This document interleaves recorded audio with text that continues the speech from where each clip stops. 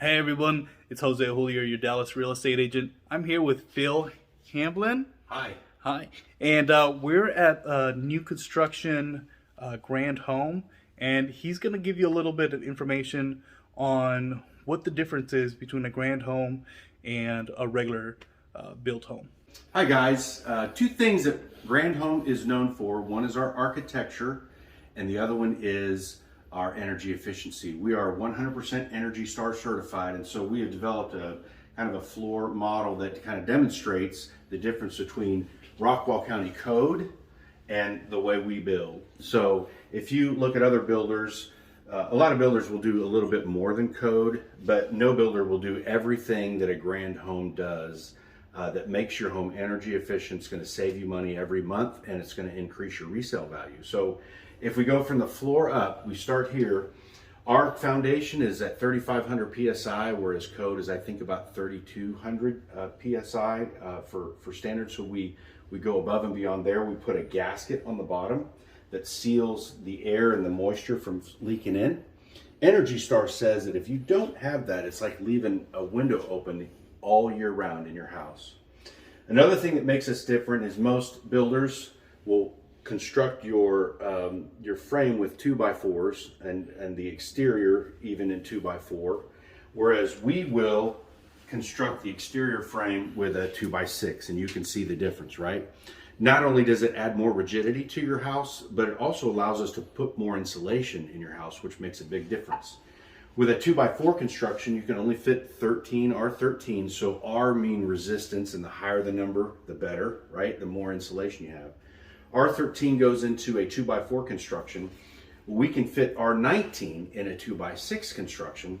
In addition to that, we're going to add an RMAX sheathing around it that's going to add another R3 insulation, so a total of R22 instead of R13. So already you're going to have a quieter house and a house that's more energy efficient. Okay, so this gives you an idea of the sheathing that we put on. Most builders are going to put on just basically a cardboard sheathing. Looks like that. You can see that the house is clad with this. Really no additional R value to the house.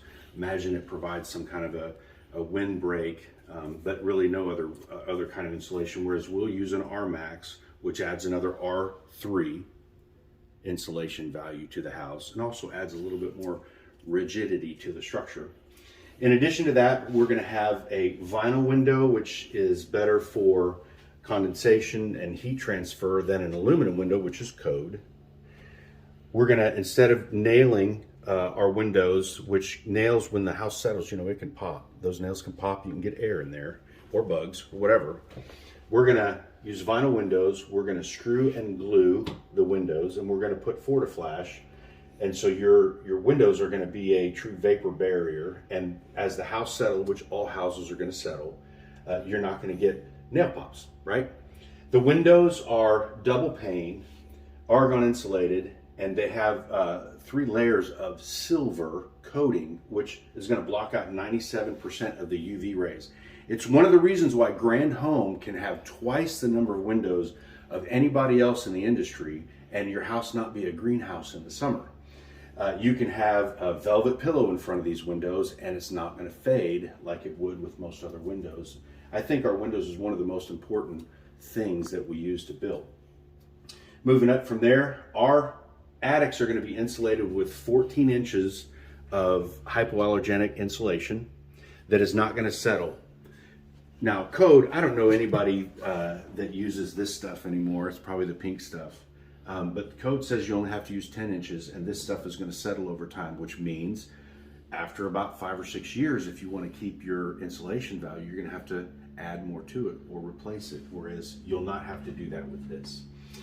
Under the roof, we use a radiant barrier decking, and we also use a cement fiber board instead of a chipboard trim, which basically means you're a lot more resistant to bugs and rot and things like that. Plus, you're going to have to paint this after 4 or 5 years, whereas with the cement board, you might have to go 10 or 12 years before you would want to paint it again, and maybe then just to change the color. Who knows, right? Then above that, we use a 30-year architectural shingles at 240 pounds.